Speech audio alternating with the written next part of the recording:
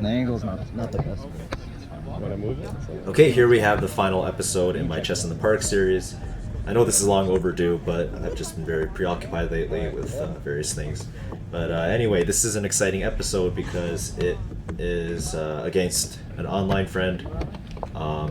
He's known as Fouracle on Discord.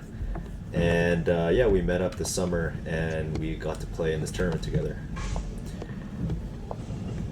So as you'll soon see in this game, I get off to a rocky start as my opponent declines going into a Benoni structure, at least from the outset.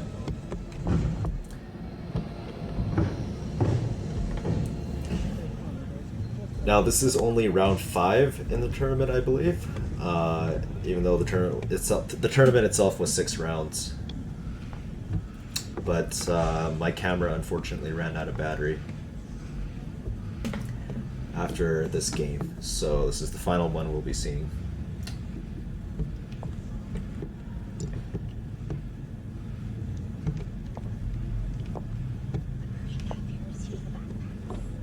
So back to the game. My opponent could have pushed d4 to d5 at any point to gain lots of space, and he does so only now.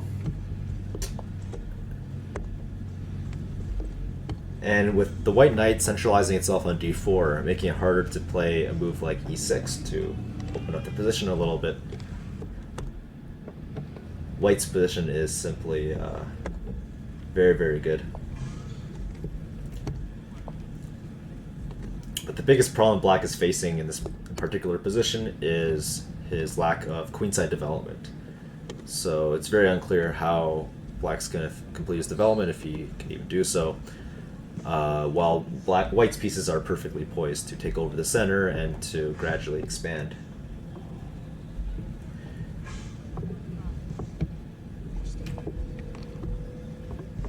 So already it's only move 11 and White has quite an overwhelming positional advantage. I play knight fd7 trying to reroute my knight, but there really isn't a great square, and again my 3 minor pieces are kind of buried on the queen side here.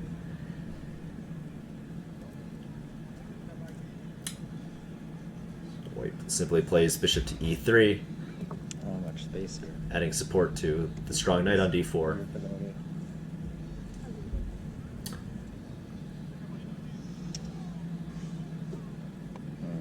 And yeah, as he says, it is quite a weird Benoni.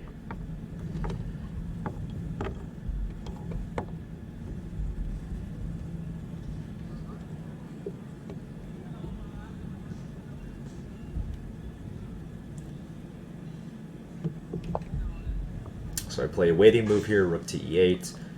Probably a better plan, which I never ended up going for in the game, would have been pushing the a pawn to a5 in order to secure the c5 square for the knight, because at least then I would have some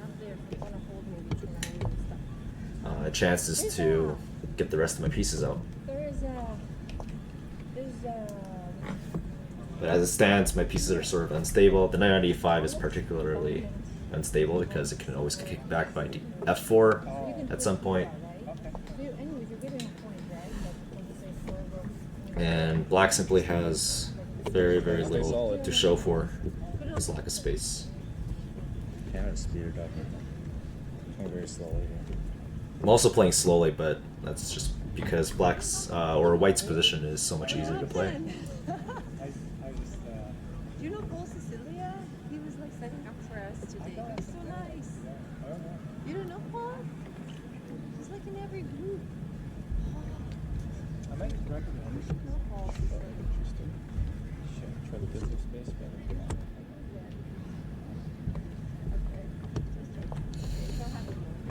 So you're all black and I'm white.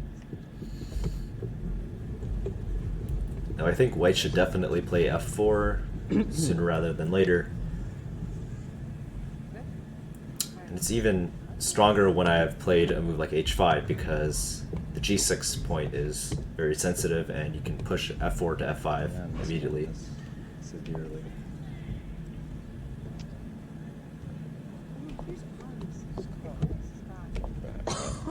So now my queen's sort of dancing back, and now it's back to Okay, Kira coming. I thought you left. its original square.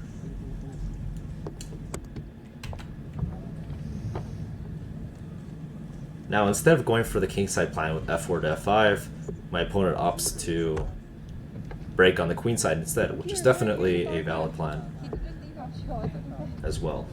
wait your body. Yeah. Do you need help? Yes, please. Okay. That's okay. You can see the evaluation gauge is still very much in white's favor.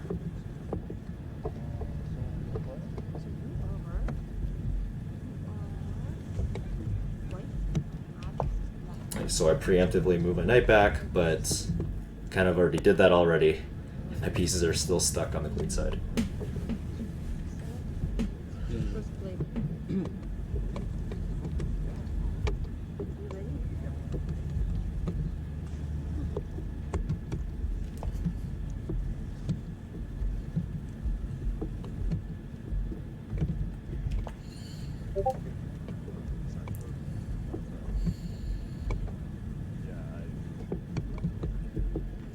And now comes the a-pawn.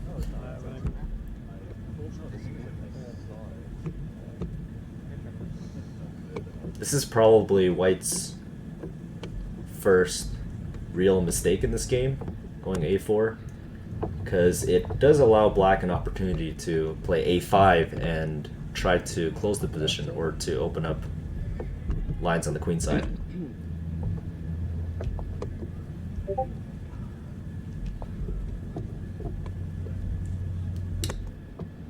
But now, since I've missed that opportunity, white now closes it up on the queen side and is ready to break with c4 to c5 at the right time. So knight e4 is an interesting move, pretty much forcing black to take it, otherwise the knight is going to just win the game on b6. So I take it and I get my other knight out. But still, white's overwhelming positional advantage is basically insurmountable.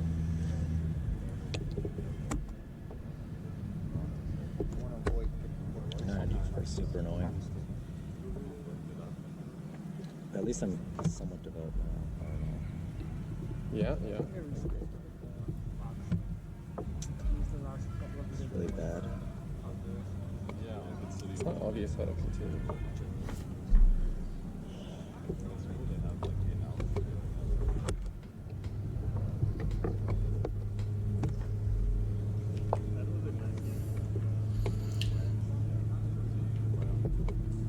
Okay, so the knight retreats from the outpost on d4. Probably not too accurate because maybe black has an outside chance of playing something like e6 to open up his rook on e8, but it's not such a big deal for white.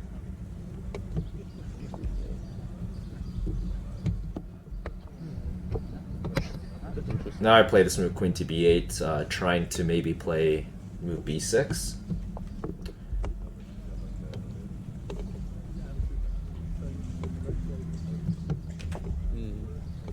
Some sense.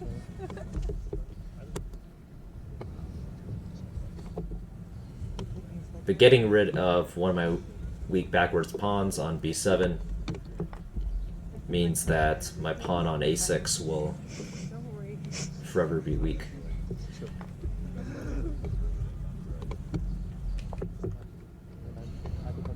Maybe a good move.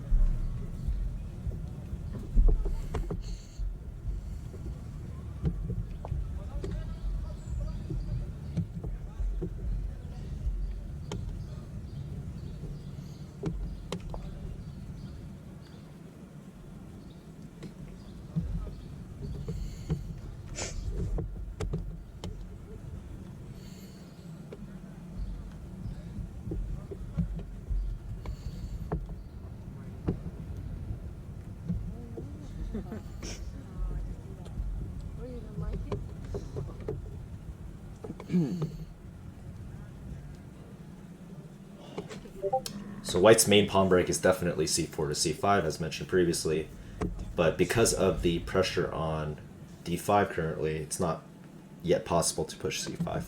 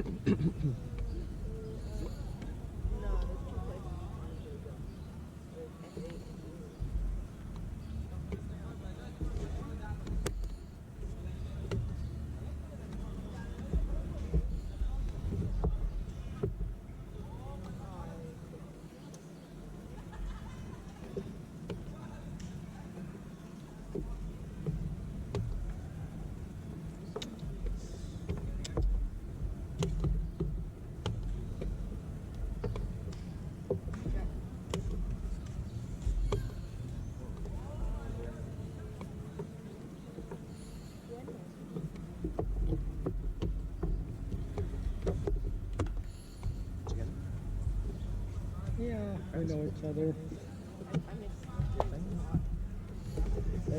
Okay, so I decide to carve out a square on h5 for my knight, potentially.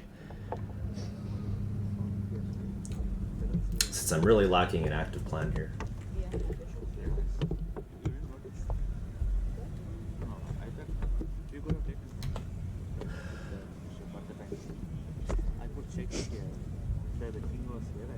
Oh yeah, I forced my rook.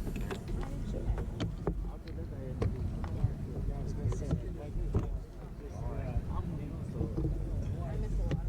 When you time, that was the wrong endgame. Have 3 pawns. Sorry? The wrong endgame at the end. Yeah. Also, I bought in my bishop. That helps too. It wasn't good. Yeah, I remember. Yeah, top is better. Yes. That's speed chess. Are you playing an annex?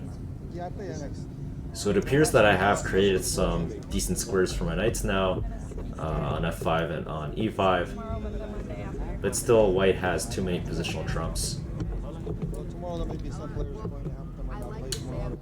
Right. So they bought a Are you 10 years old? Well, Not only are black's pawns very weak on e7 and on a6, but white also has a lot more space, and the fact that he traded off the bishops means that my king will be weak as well. this is the game you did against you? That's disgusting. So right over here, I believe, was So many maybe my one little chance to get a little bit of counterplay with queen to d4, but instead I play rook e to c8. Now I no longer have that opportunity, and white can strike with c5, exploiting a tactic Is there one more round? on the b file. Is that the last one? Yeah, I think we're doing 6 today. Okay. It's getting late, Have is it? just enough time for one more. He's run out already. I think around 6:15. Just keep playing. 5:30. Yeah, Don't think, keep playing. Yeah, white simply grabs the pawn on a6, there's no reason not to. The main bus? Queen Street car? Yeah. Yeah, it was always debatable. And now with rook to a8, The main bus up. white actually has a winning tactic here to just win a very important pawn. Right. Yeah, just kind of live out like between that main cabinet. Oh, so it's okay. That's good. I never looked at the main bus. And then you just, oh, you got 6 feet. Did you go yesterday to the park? You know, the game is, I was in this park yesterday. Me too. Or no, no, a few days ago. Thursday. I was there last night. Yeah? Yeah. Did you go? Okay, I resign. Resign. When he finds out, c takes You get a d6. lot of counterplay. I mean, you're gonna win both these pawns. Really? I believe this tactic Okay, I don't only realize works I take- because White's queen on a6 is defended. I might have I miscalculated something. Nine times. I'm just so confident in your chances. So I try taking 2 rooks for the queen here, Oh, you're. Oh, okay. Start pushing your pawn. or rather trading down, but in the end my rook on a6 is hanging, so to the wrong square. compelled to resign. That's true. And that's about it. Hope you guys enjoyed the Chess in the Park series, I feel like you didn't and really we'll be get back next time. until like close to the end when you got your knights like this. Yeah.